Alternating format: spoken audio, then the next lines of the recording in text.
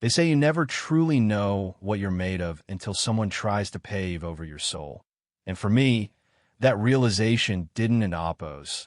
T come in a boardroom or a courtroom, but on the back of my gelding blue, on a morning so cold the air felt like it was trying to shatter inside my lungs.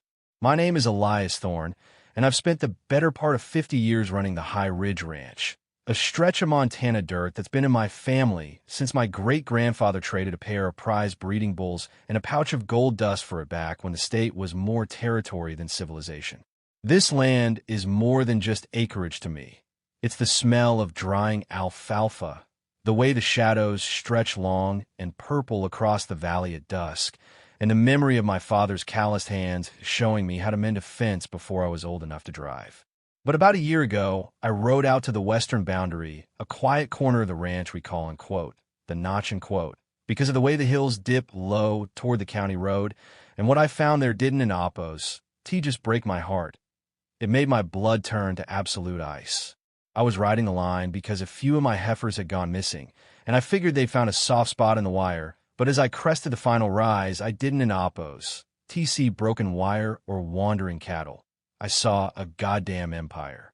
Where there used to be nothing but sagebrush and the occasional coyote den, there were now rows of identical, beige stucco houses with black shutters and manicured lawns that looked like they'd been spray painted on.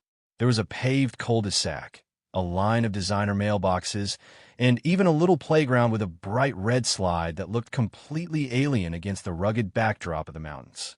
I sat there on Blue for what felt like an hour, just staring, my brain refusing to process the math, because I knew for a fact I hadn't into oppos. T sold a square inch of the Notch, and my neighbor to the west was a conservation trust that didn't into oppos. T sell to developers.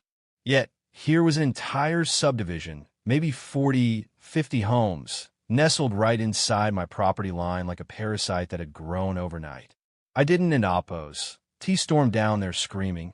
Not at first, because that's not how Thorne men handle things, so I rode back to the house, dug through the old oak filing cabinet until I found the original survey plats from 1954 and cross-referenced them with the county's digital map. Every single pixel told the same story. Those houses were sitting on my dirt. The developers, a big-money outfit called Pinnacle Vista, had somehow convinced the county that my boundary ended at the base of the ridge instead of the road, and they'd built an entire community called, the Sanctuary at High Ridge, on land they didn't in oppos, Tion. And the kicker?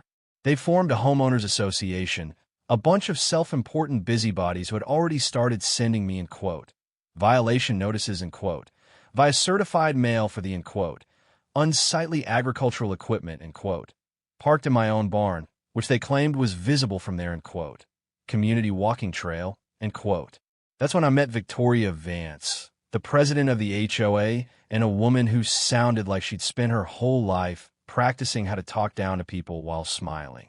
I found her at their fancy new clubhouse, which, ironically, was built right over the spot where my favorite hunting blind used to be, and I walked in there with my mud-caked boots and my tattered Stetson, feeling like a ghost in my own home. I laid the maps on her mahogany desk and told her as calmly as I could that her, sanctuary, was actually my pasture and that we needed to talk about how they were going to move 50 houses off my land. She didn't in oppos to even blink. She just looked at me with this pitying expression, the kind you give a senile dog, and told me that their surveys were, finalized, that the county had signed off on everything, and that if I continued to harass the residents, she'd have the sheriff serve me with a restraining order. She actually told me, Mr. Thorne, progress doesn't in oppos. T stop for nostalgia, and frankly, your cows are a nuisance to our property values. So if I were you, I'd focus on moving your fence back before we sue you for the cost of the landscaping your cattle destroyed. I left that office with a ringing in my ears, and for a few days, I just sat on my porch, watching the sun set over houses that shooed into oppos. TB there, feeling smaller than I ever have in my life. They had the lawyers, they had the county planners in their pockets, and they had the arrogance of people who think money can rewrite a deed. But then, on a Tuesday morning, I was talking to my old friend Miller, who's been the county road supervisor since before I lost my hair, and he mentioned something that made the world stop spinning.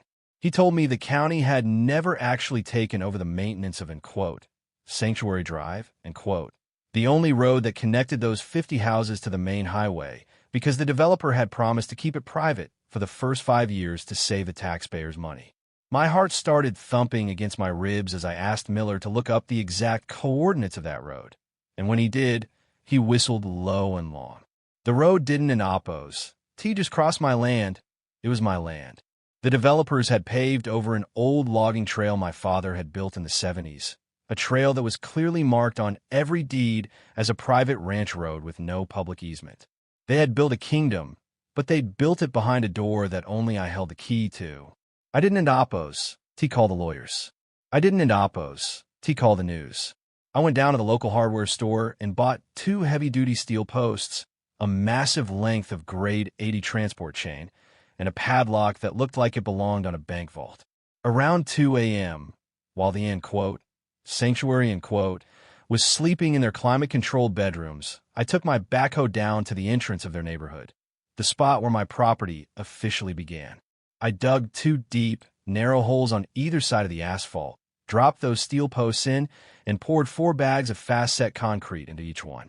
By the time the sun started peeking over the eastern rim, the concrete was rock hard, and I'd strung that chain across the road, draped A in quote, private property, no trespassing in quote, sign over it, and parked my old, rusted-out 1988 Ford F-250 right in the middle of the lane for good measure.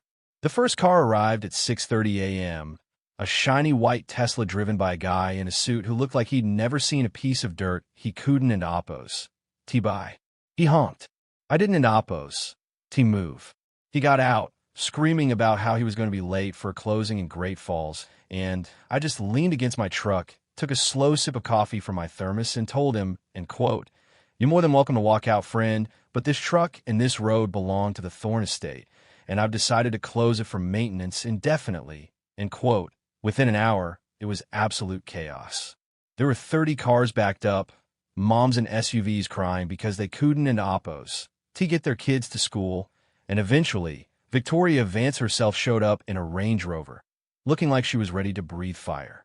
She came at me with her phone in her hand, filming me, screaming about, in quote, illegal imprisonment, in quote, and in quote, tortious interference, in quote, and I just smiled, a real, slow Montana smile, and handed her a copy of the 1974 private road agreement.